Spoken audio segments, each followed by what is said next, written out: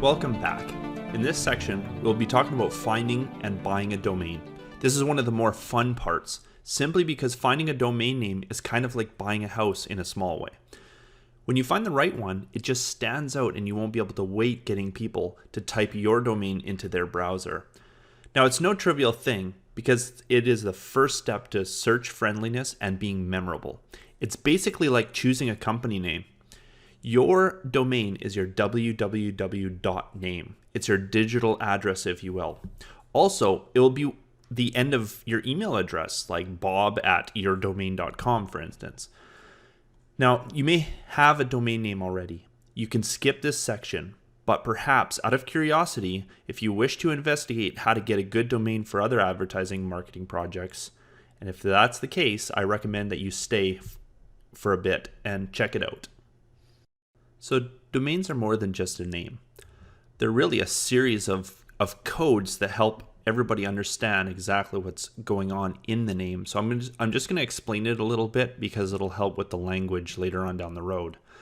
So just to look, this is how a domain is structured. So the prot is the protocol. So the protocol like HTTPS or HTTP, you've probably seen those.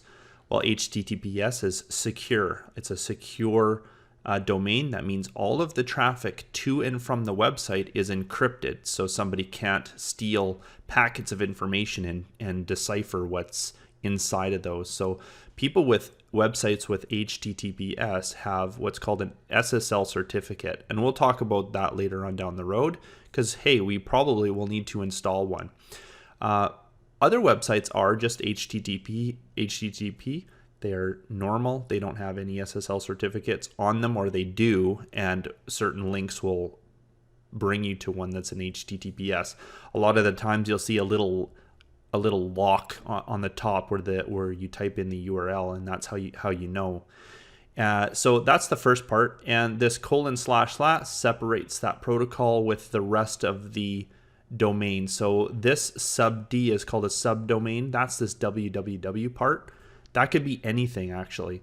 www means World Wide Web. Most websites have that, but there's a lot of websites, maybe even like your bank, that'll have, accounts dot and then your bank name.com. So that's what that is. And you can set up multiple subdomains. Even so, you own your domain name, you can have multiple subdomains from that domain name. It's free, and you can do many things with that. Here is the domain part. This is the main name that you would be choosing when you're buying a domain. In this case, it's Google. So you would have your brand name here for your domain. Okay, so that's what that is. Finally, at the end is a TLD. That's called a top-level domain. It starts with .com. A lot of the times that's one of the first top-level domains that ever came out. Now there's a plethora of top-level domains, like for instance .us or .ca. You have .net, .org. You've probably seen all those. And now there's a whole bunch more coming out with even long names at the end of them. So there's lots of variety in the different kinds of things that you can do for a top-level domain. We're going to talk more about that, trying to stick as much as possible to the .com domain because it's the most popular. So now that we understand what the domain name is or how it's structured, some other things we're going to consider as we move on to the next slide is the brand or the company name. So what we're going to be putting as part of this domain, the main domain name there, if we're going to be choosing a niche keyword or just simply a keyword based name. So those are some considerations before we move to the next slide. A domain may look neat, but it may not be functional. If the name is obscure, it's that much more difficult to memorize, and so you'll have a much harder time drilling it into your would-be customers' minds for the future. That doesn't mean it can't be done though. There are many brands with strange names that we all know, like the name Google as an example. It is really obscure, but it is popular. I just wanted to reiterate though that the difficulty in remembering names like that without a lot of time and work spent on getting people to remember it is imperative. Again, it is the face of your business and should look the part. That said, don't buy it because it may be novel. Although, if you already have a brand name, Your search work is pretty much done at that point. Consider the name though. If it is a bit obscure, you might have to work a little bit extra harder to market the name or get others to remember it. So you're going to really have to focus on the branding of your name, especially on your site and in any other advertising mediums. So anyway, if you know what a domain is and already have a domain name, it's already been purchased, feel free to skip the rest of this video. We're going to move on to actually buying a domain, searching for and buying a domain. Before we move on to actually buying a domain, we obviously have to look at a few rules that we probably need to consider when searching for and purchasing a domain. So let's just go through those in short detail, and hopefully that'll help us for the future here. So the first thing is keep your domain name simple. Don't make some weird long name. It should be short, easy to remember. Keep it secret, keep it safe. No, this is not the One Ring, but seriously, you shouldn't tell anyone you don't trust until you have fully made a decision, and keep it safe in your cart, or if it's good, purchase it. Take a screenshot of it in your cart. You can use this if you need to call the domain registrar if it suddenly goes missing. So you need to act fast.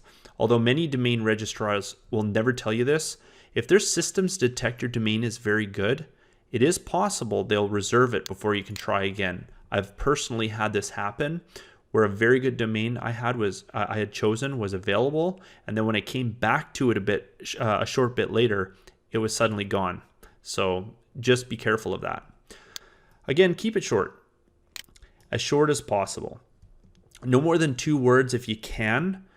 Keeps it easier to remember and helps avoid spelling problems at the customer's end. So that's one of the critical things. So memorization and of course spelling.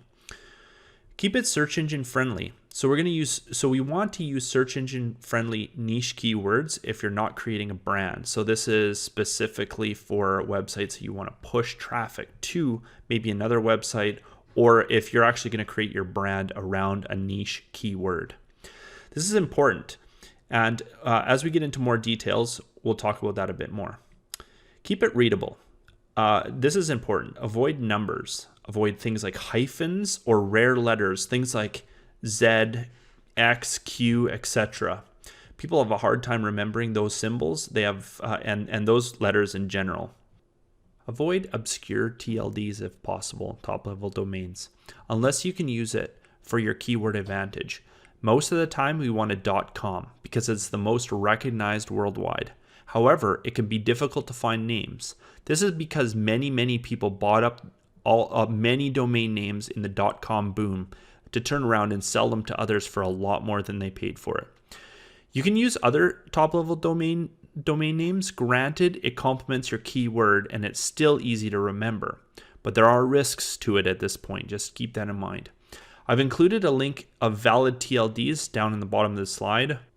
I've also included a link to the trademark search. We'll just talk about that in a second here. The next thing is keep it all. Well, most. If you've managed to find your amazing brand on a .com and it's available, buy multiple top-level domain variants and even slight misspellings. So essentially what you want to do is get the .net, .org, etc. And you can always point these other domains or other TLDs to the proper one, your .com domain. People can buy up similar domains and be very malicious to your customers, and this is why it's good if you can to buy ones that are similar spellings. You don't have to. It's not required. It just may be a good idea. Finally, avoid trademark infringements. I've included a link at the bottom, again, like I said before, for a trademark search. That's tmsearch.uspto.gov. And you can do a search there for words, and so put your brand name in there and see if anybody has anything close to what your domain is. I highly recommend, by the way, on the side, if you've got a good brand name, get it trademarked. There's a lot of great people out there that you can get even on Fiverr and places like that who can help you to trademark your brand. Sometimes with domains, somebody might already have your brand name purchased as the .com. So like your brandname.com, you can actually purchase that off those people. A lot of the times what they do is they put the brand or they buy the domain and they park it, and that parked domain has maybe some little bit of advertising on it and things like that. I'm sure you've stumbled across a website like that, and it asks you if you would like to purchase this domain. Sometimes on GoDaddy or other registrars that you register domain names on will tell you if somebody's selling it on that platform for a higher price than normal. And as you go through that process, you can actually talk to those folks and buy the domain. So you got to look at obviously the payoffs in buying the domain name, because hey, normally a domain costs anywhere between $10 to $20 to purchase, and that would be a yearly thing. These can be thousands of dollars if somebody's put it up for sale. So it's up to you if you feel that your brand is big enough and you're making enough money off your product to actually purchase the actual brand name domain name as a premium domain that somebody else has already purchased and is reselling. We'll be seeing this later in this video when we go and purchase a domain. Now, I'm not going to cover this in too much detail, but I did want to share with you some tools that you can go and look for different domain names and tools on the internet to help you out. So one of those is Google AdWords, and Google AdWords is a place where you can set up the Google advertising. Those are those where it says ad up at the top, and it looks exactly like a Google article or a Google link there, or down the right hand side of Google, there's some links down there. People pay for those advertisements.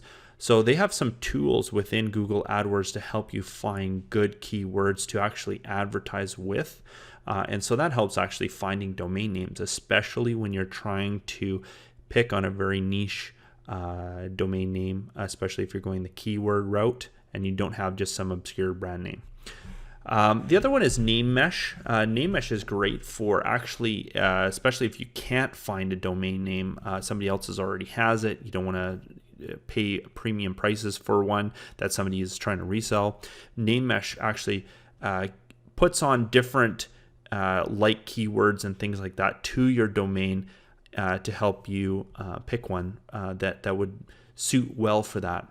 The other one is Google Trends. Google Trends is great because it actually shows you currently what is trending on Google and what sort of main things are, especially around the particular area or niche that you're trying to sell in. You might be able to pick a good name from that as well.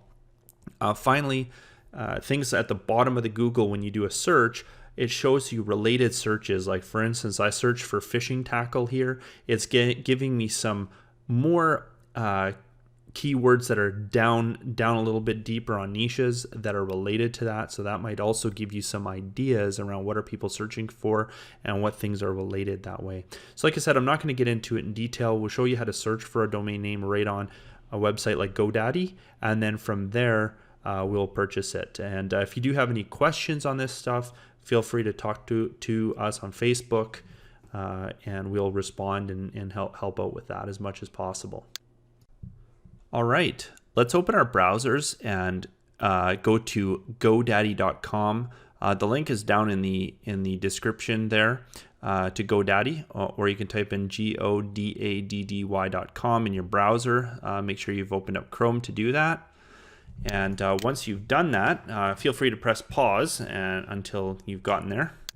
Once you're there, you should be coming to a site that looks somewhat like this. I'm on, it happens to be the Canadian one. I'm in Canada, so it's automatically showing me some Canadian stuff here. And as you can see, the subdomain is ca.godaddy.com. It might be different for you if you're coming from a different country. So it's automatically sending us for me to the Canadian one. So here we are. We're going to be typing in a search word. So usually right off the bat, they're giving you the ability to search for a domain. They also give you a list of some prices of different TLDs like com, ca, co, store, xyz. As you can see, those I was saying X and Z and things like that are difficult to remember letters. So as you can see, they're quite cheap. It's $1.49 for that. Anyways, we can type in the word by itself. Let's say I want fishing tackle. Okay, I can put the .com right away in there, or I can just search for fishing tackle by itself. I'm going to put .com and see if it has actually that domain directly. So here it is. Oh, it's taken. So fishingtackle.com is taken. Somebody owns that already. What I could do is I can actually go up and actually start typing in and see if there's a website at the end of that. And it looks like somebody already has a website here for Fishing Tackle. So I'm probably not going to get it. But hey, if you still want, you can try and click on this link and try and actually purchase that if somebody else has a website and you really want it, that domain. I'm going to search down the list. So as we can see here, hey, there's a .fish domain here, TLD. And there's all kinds of ones that you can go through. So like I said, I would not go with these long TLD names. You want a .com unless this TLD works with your keyword somehow. Like I said, though, it's a bit risky. It's a bit on the novel side. So like I said, it is risky. So try for the .com. I looked down here and there's fishingtacklebox.com. It is 3 words, so I recommended 2 at the most. So it is getting kind of long, although it's okay. It's fairly easy to remember, but this is a premium domain. Look at somebody's turning around and charging an extra. They're charging $4,600 for that. And then of course, once you've paid that, it's $20 a year for maintenance on that domain. So if you really wanted it, you could pay the extra, but try and look for a domain that hasn't been used that's cheap if you can get it. So let's try something else. So what we could do is try, and I noticed this with the Google search there, when I searched for fishing tackle, there was fishing equipment. And I'm going to search for that. So the fishing equipment is taken as well. And of course there's equipment.fish. So this is a premium. Somebody's charging $100 for that.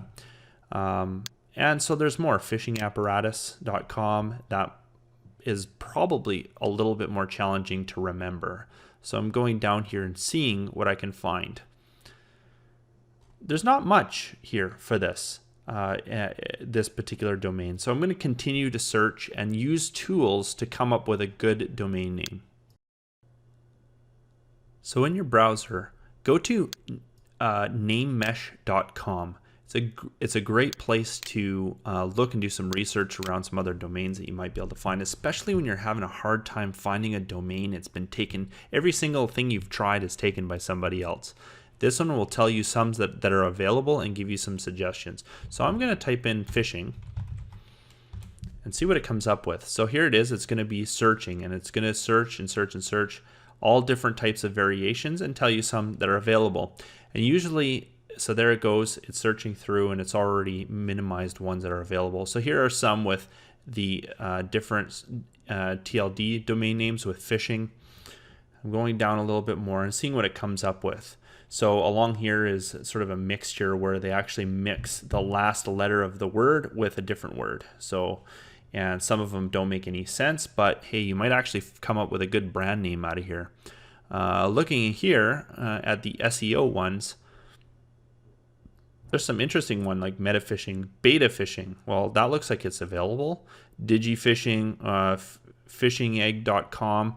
You might find something in here. How about this? New fishing. Now, NU is hard, but you might be able to brand that. So for instance, if you're coming up with a brand name, you might be able to come up with a brand name called New Fishing, and it's a whole brand name around some fishing tackle that you're going to be sourcing. So I'm just going to go with that. Here's another interesting one, Digifishing. I would have suspected that would be even a little bit harder to understand. So I'm going to try New Fishing. Might not be the best, but at least it's something. So I've clicked on it and it's actually sent me right to GoDaddy. Now what's interesting is they're going to make a little bit of money off that because they have an affiliate link here. So that's how this name mesh works, and that's how they make their money. So look, newfishing.com is available. I can actually add this to the cart. right away. So we're going to go ahead and do that. I'm going to add it to the cart. So it's been added. Now it's giving me some suggestions around some other .names here, like .net, .org, .info. I can go ahead and purchase all those. Looks like they're giving us a sale on it, so we can get all of them for $28. That's a good deal, especially if you really want to pick up all of the different extra top-level domains of your particular brand. It also will give you some more here. Here's the .ca domain. Of course, if you're in Canada, you have to be a Canadian citizen or a permanent resident to get a .ca. So in the States, you might want to get a .us if you want to. And of course, you can go down and see some other examples here. So you don't have to get any more than just the one .com, or you can get as many or a little as you wish. Okay, so I'm just going to continue to the cart. So I'm just going to get this one just to show how it's done. Here's some extra stuff you probably want to know. And of course, GoDaddy's great. You can talk to their people if you have questions, but all you need to do is just go through the list and set up an account with them if you don't have a GoDaddy account. This is a good one, privacy protection, okay? What this does is when you buy a domain name, you end up actually having your name out there for certain people to be able to search. Those are called who is searches, and so if people want to find out who owns a particular domain, they can do a who is search on you, on your domain, and come up with particular information like the contact information and email addresses of the registrars of domains. This is a way to privatize that. With that, it will actually redact that information, so they won't be able to find personal information online. You know what? It's only $10 a year or something. It is worth it if you want to get it. If you really don't care that they have some personal information out there on your domain, you can feel free to just uncheck that no thanks on that one. Plus two, they have little extra information on here. I do this as an Amazon seller because I don't necessarily want everybody to know all the pieces of information behind some of my brands. We're going to be unchecking this, including a free month of website builder. This is using some stuff in GoDaddy's tools, but we're not going to be using those tools. It's a little bit on the static side. We're going to be building a WordPress site, and so we don't need any of that.